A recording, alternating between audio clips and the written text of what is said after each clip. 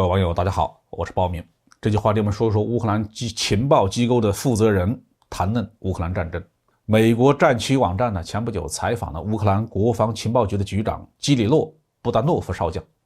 就战争何时结束以及如何结束，俄罗斯是否会使用核武器，夺回赫尔松市的战斗进行的如何，乌克兰何时会夺回克里米亚这些问题进行长达1个小时的采访，并且在10月28号将这次采访的内容全文发表。通过这个对话我们可以了解乌克兰官方对战争前景的一些看法。我们很清楚从这场战争一爆发，俄乌双方都一直在进行信息战、认知战，有大量的虚假信息被双方的官员故意散布到社会上，而乌克兰一方散布的虚假信息要更多一些，比如说基辅的幽灵飞行员比如说蛇岛13勇士比如每天都在公布的俄军伤亡的数字很多乌方散布的虚假信息都被辟谣，但是他们仍然落此不疲。因此对待这位国防情报局长的话，我们也要有所甄别。关于赫尔松之战，乌方认为战斗将持续到下个月底才可能结束。目前实力最强的俄罗斯部队被部署在赫尔松，其中很大一部分来自空降兵、特种作战部队和海军陆战队，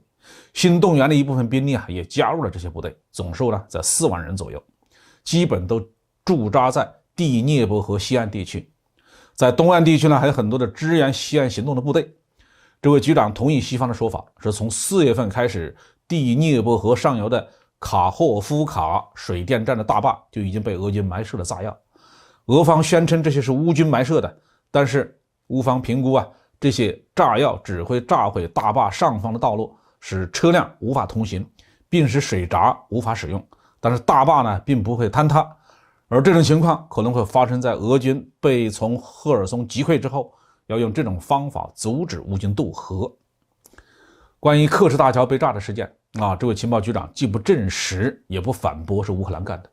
他暗示克里米亚半岛上的俄军萨基空军基地被袭击事件是乌克兰干的，但是具体透露细节。俄罗斯从10月10号对乌克兰发动的导弹和自杀无人机攻击是早就计划好的，克什大桥被袭事件是发动这次攻击的借口。俄军的这些袭击摧毁了乌克兰的一些电力设施，但损害并不严重。这位局长还透露乌军将在明年的某个时刻发动对克里米亚半岛的进攻。乌方声称乌军击落了大约 70% 的俄军的沙希德136无人机，主要靠防空武器和电子战，但是乌克兰非常缺乏防空系统和电子战系统。传闻中俄罗斯采购伊朗的短程弹道导弹，乌方认为下个月可能就会被使用，而且对乌克兰的威胁很大，因此再次呼吁西方提供防空反导系统。对于美国的 SpaceX 公司提供的星链服务，乌方认为用处很大，但是要提防俄罗斯有可能攻击星链卫星。总体来看这位情报局长的言论没有什么特别有价值的信息，有些情况可能还是谎言。我感觉乌克兰面临着严峻的未来。乌克兰的经济已经垮了，政府的运行、军队的作战全靠西方国家的援助。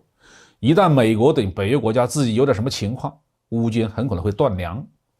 虽然俄军在战场上打得很难看，但是到目前为止他还是有潜力没有释放的。在美国等北约国家没有亲自下场之前，他还要预留一部分实力，准备应付最困难的情况。更残酷的现实是，乌克兰取得再大的胜利，也是在用自己的国土、用自己的尊严、用自己的人民做代价。胜利越大，代价越大，教训越惨。我看不出乌克兰政府官员有什么值得沾沾自喜的理由。好，这期话题我们就说到这里。